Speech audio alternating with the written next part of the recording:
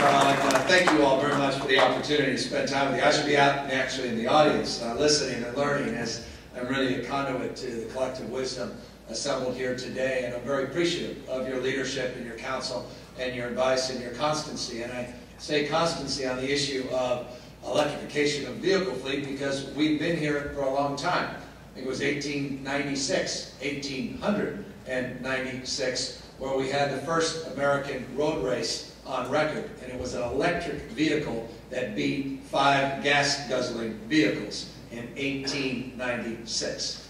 We had in 1900 about 28% of the market in electric vehicles until 1908, and a guy named Henry Ford came along and changed the entire game dramatically.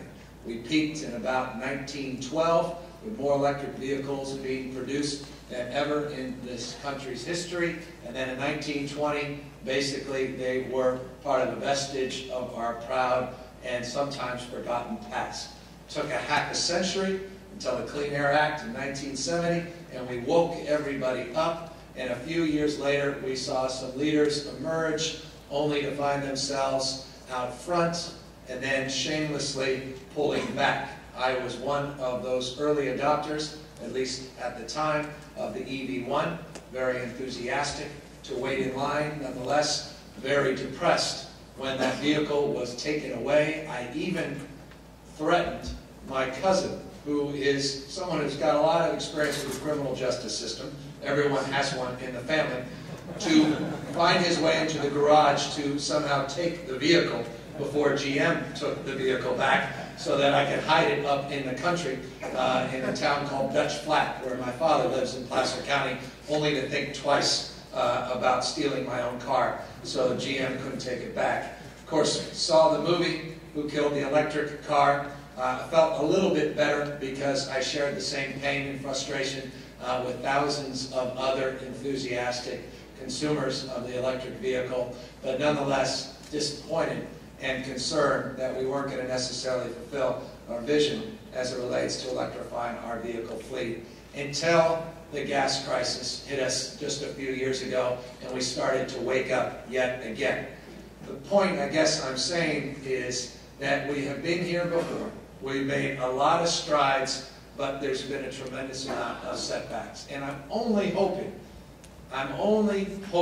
that finally we're at the proverbial tipping point in terms of consciousness, and that we can get across the finish line in terms of reconciling the obvious, that this is what we need to be doing. The game-changing technology of plug-in hybrids or pure zero-emission vehicles truly can dramatically alter our frame of reference as it relates to a foreign policy in this country, as it relates to a domestic policy in this country, as it relates to advancing our environmental goals and our environmental stewardship.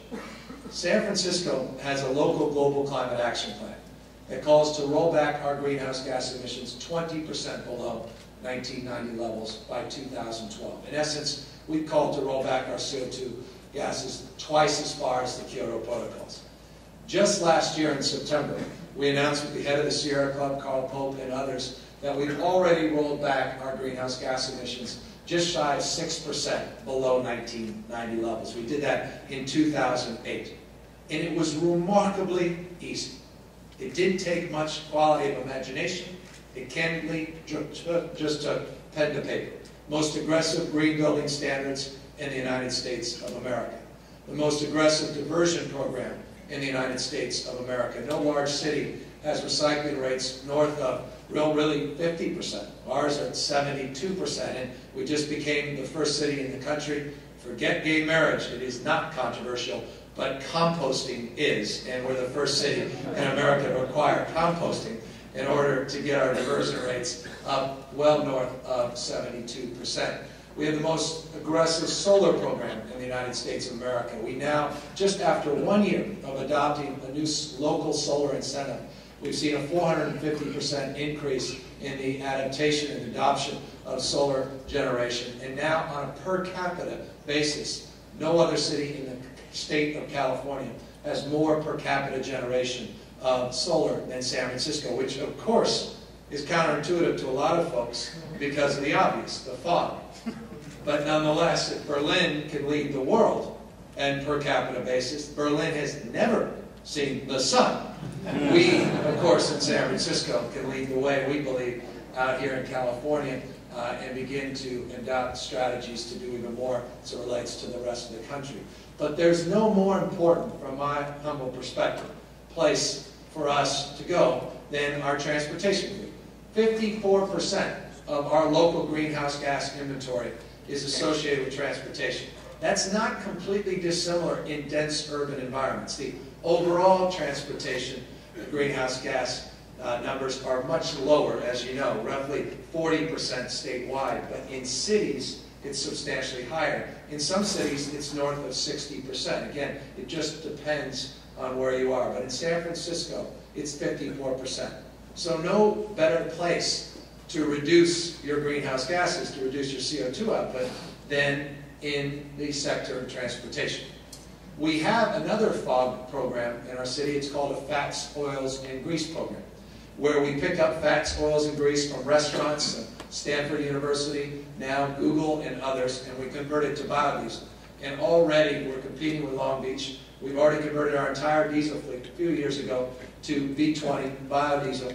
And because of those overhead wires you see all throughout San Francisco, we already have the highest number of, well, the highest percentage of electrification of our public transit of any city in the United States of America. So there's an intuitive frame when it comes to electrification of our transportation, both public and now increasingly private, that comes with San Francisco and its proud past and history. Of course, the cable car being the most obvious and symbolic example of that.